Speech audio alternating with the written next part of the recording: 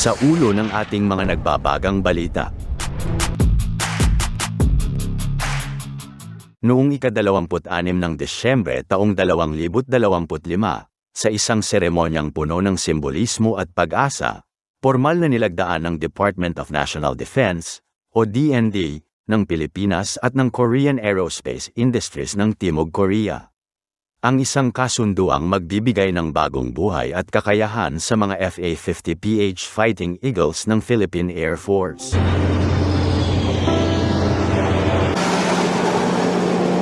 Ang kasunduang ito ay tinatayang nagkakahalaga ng 93 billion won, o humigit kumulang 64 million US dollars, katumbas ng 3.7 billion pesos.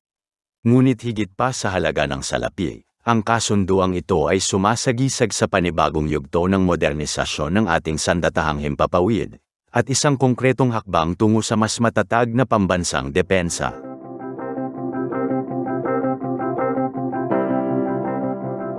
Matapos ang halos isang dekadang paglilingkod, ang mga FA-50PH na unang dumating sa bansa noong 2015 ay napatunayang maaasahan mula sa air interdiction missions, close air support, hanggang sa territorial patrol sa mga sensitibong lugar tulad ng West Philippine Sea.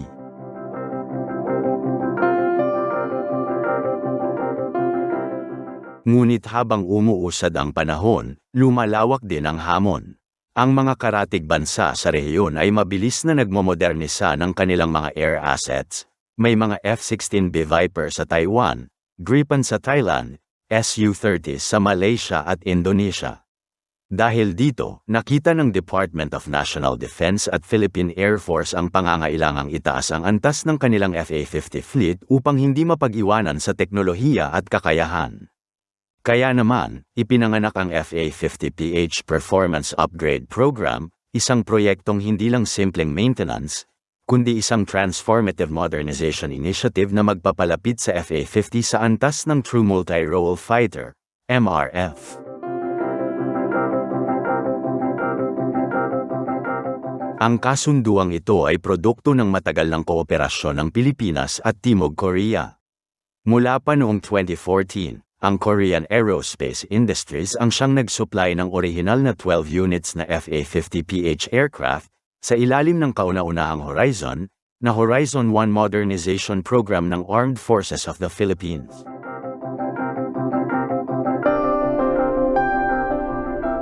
Ngayong 2025, muling nagtagpo ang dalawang bansa, hindi na lamang bilang kliyente at tagagawa, kundi bilang strategic defense partners. Sa harap ng mga opisyal ng Department of National Defense, Korean Aerospace Industries, at Philippine Air Force, nilagdaan ang kontrata na magsasaklaw ng upgrade works mula 2025 hanggang 2029.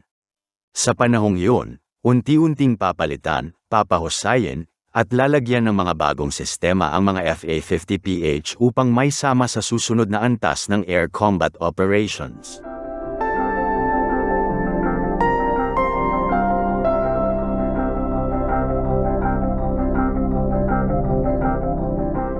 Ayon sa Procurement Monitoring Report ng Department of National Defense noong Hulyo taong 2025, ang kabuuang halaga ng proyekto ay 5.6 billion pesos. Ngunit hindi lahat nito ay nakalaan para sa mismong modernisasyon.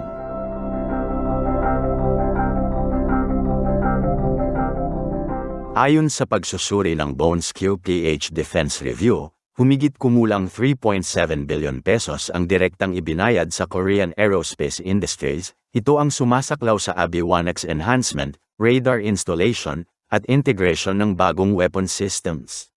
Samantala, ang natitirang 1.9 billion pesos ay inilalaan para sa pagbili ng mga precision-guided munitions, mga sandatang magbibigay ng eksaktong pag-atake sa mga target, gamit ang laser guidance o GPS targeting. Ito ay malinaw na indikasyon na hindi lamang hardware ang ina-upgrade ng Philippine Air Force, kundi pati ang kakayahang tactical at teknolohiyal nito. Ang FA-50PH, na dating itinuturing na light combat aircraft, ay isa sa ilalim sa malalim na pagbabago.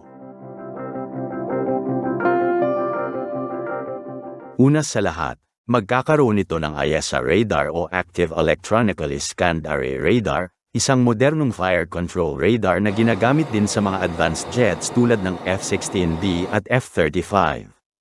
Ang teknolohiyang ito ay nagbibigay kakayahang sabay-sabay mag-track ng maraming target, magbigay ng mas malinaw na situational picture, at makapag-lock-on sa mas malayong distansya.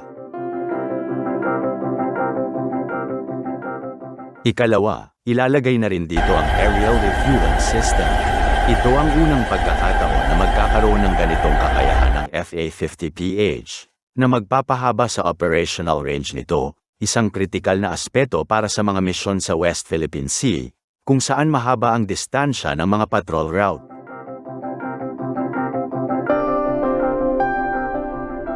Ikatlo, palalakasin din ang weapon integration suite nito.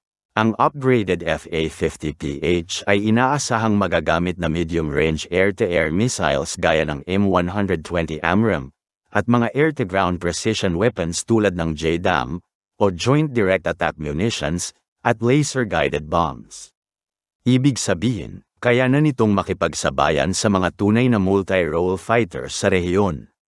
Bukod pa rito, inaasahang magkakaroon din ng improved cockpit systems, data link connectivity, at enhanced electronic warfare na magbibigay ng mas mataas na antas ng survivability sa labanan.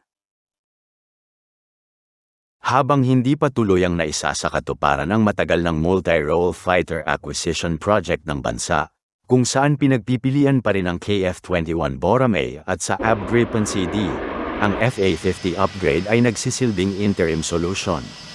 Sa madaling sabi, ito ang magiging pansamantalang sandigan ng PAF upang mapanatili ang air deterrence capability nito. Kapag natapos ang modernisasyon sa taong 2029, ang FA-50PH ay magiging versatile platform, kayang magsagawa ng air superiority missions, ground attack operations, at maritime patrol duties. Sa ganitong paraan, hindi man pa dumarating ang mga true MRFs, may kakayahan na ang PAF na ipagtanggol ang ating himpapawid at karagatan. Ang Performance Upgrade Program ay isinabay din sa paggawa ng karagdagang 12 units na FA-50 aircraft na in-order ng pamahalaan mula sa Korean Aerospace Industries noong Hunyo taong 2025. Sa oras na may hatid ang mga bagong unit na ito, magkakaroon na ng kabuuang 23 units na FA-50PH Fighting Eagles ang Philippine Air Force. Lahat ay nakaayos sa isang standardized configuration. Ang mga ito ang bubuo sa pangunahing puwersa ng Air Defense Command na magsisilbing unang tugon sa anumang banta sa himpapawid ng bansa. Sa tulong ng bagong teknolohiya, mas magiging epesyente ang kanilang command and control operations, lalo na sa mga misyon na konektado sa maritime domain awareness sa West Philippine Sea.